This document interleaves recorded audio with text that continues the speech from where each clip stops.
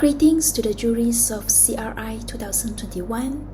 I'm Won Hye-lin, and here today I would like to present about a mathematical model developed to predict residential exposure to pesticide vapours emitted from treated fields.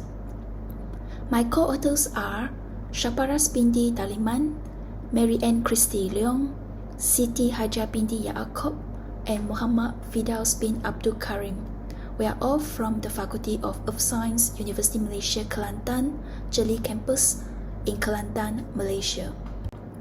To introduce you the background of the model development, in agriculture, pesticides are often applied to kill and control pests and crop diseases. After an application is completed, some pesticides may be emitted into the atmosphere and transported at different distance downwind the treated fields to the residential areas.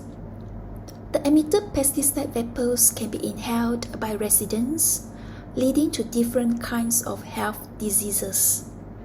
Therefore, a mathematical model was developed to assess residents' exposures to pesticide vapours by inhalation route, which can be used to mitigate pesticide risks in the general public more effectively. So, the mathematical model was developed based on the problem of the vaporization and emissions of pesticides from treated plants and soil surface, which can cause indirect inhalation exposure among residents living nearby the treated fields up to a few weeks or months. The novelty of the developed model is that the model can predict inhalation exposure at different proximities from the treated fields, while other existing models predict residential exposure at a fixed distance.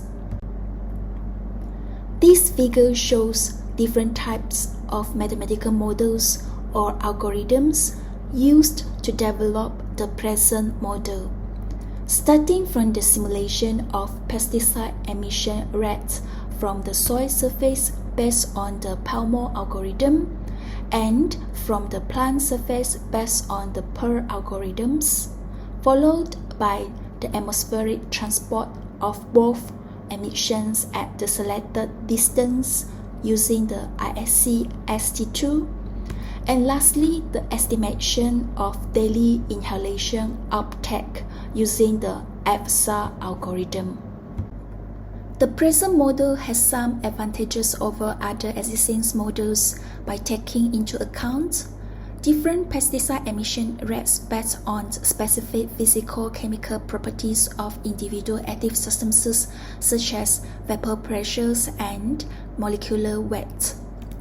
Pesticide transportation in the atmosphere based on the local environmental factors such as temperatures and wind speed, and vapor concentrations and inhalation uptake at different downwind distance such as 100 meters and 1000 meters.